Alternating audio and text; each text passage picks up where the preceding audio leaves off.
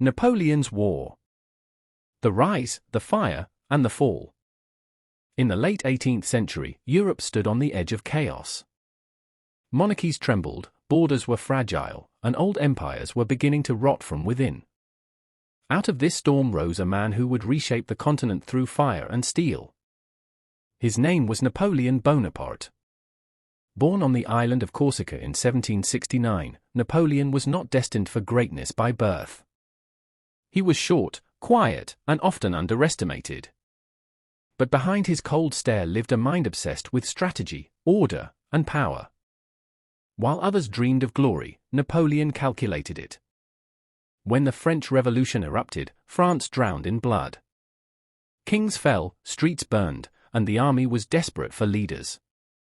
Napoleon, still young, proved himself during the siege of Toulon, where his artillery tactics crushed enemy forces. From that moment, France noticed him. By 1796, Napoleon was given command of the French army of Italy. Many thought it was a punishment, an underpaid army, starving soldiers, weak equipment. But Napoleon saw opportunity. He moved fast, attacked unexpectedly, and defeated Austria again and again. His soldiers began to believe he was unstoppable. Napoleon didn't just win battles. He inspired fear and loyalty at the same time. He walked among his men, spoke directly to them, promised glory and honor. They followed him not because they had to, but because they believed in him. In 1804, Napoleon crowned himself Emperor of France. He did not wait for approval. He took the crown from the Pope's hands and placed it on his own head. The message was clear. He answered to no one. Europe responded with war. Coalition after coalition formed against him: Britain, Austria, Prussia, Russia. They believed Napoleon had grown too powerful. They believed he could be stopped. They were wrong. At the Battle of Austerlitz in 1805, Napoleon faced two massive armies at once. Outnumbered, surrounded, and underestimated, he used deception and terrain to his advantage. In one single day, he destroyed the combined forces of Austria and Russia. It became known as his greatest victory. France expanded rapidly. Napoleon controlled most of Europe either through conquest or alliances. His law spread across the continent. Feudal systems collapsed. Old kings fled. For a moment, it seemed Napoleon had rewritten history itself. But power demands more power. In 1812, Napoleon made his greatest mistake. He invaded Russia. With over 600,000 soldiers, the Grand Army marched east. It was the largest army the world had ever seen. Napoleon expected a quick victory. Instead, the Russians retreated, burning villages, destroying supplies, leaving nothing behind. Winter came early. Soldiers starved. Horses collapsed. Weapons froze. Frostbite killed thousands.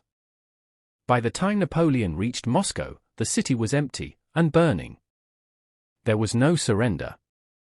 No victory. The retreat was a nightmare.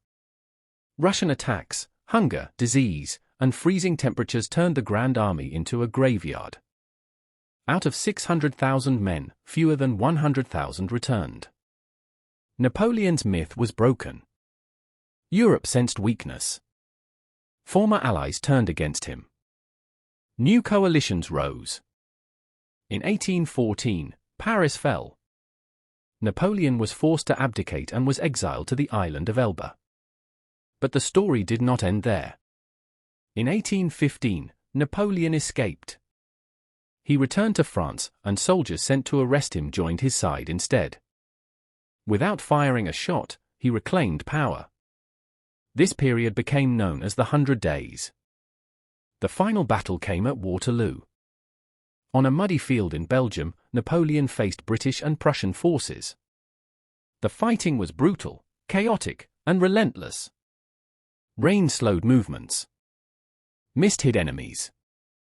Timing failed. When Prussian reinforcements arrived, Napoleon's army collapsed. It was over. Napoleon surrendered and was exiled again, this time to the remote island of St. Helena, far from Europe, far from power. He would never return. He died in 1821.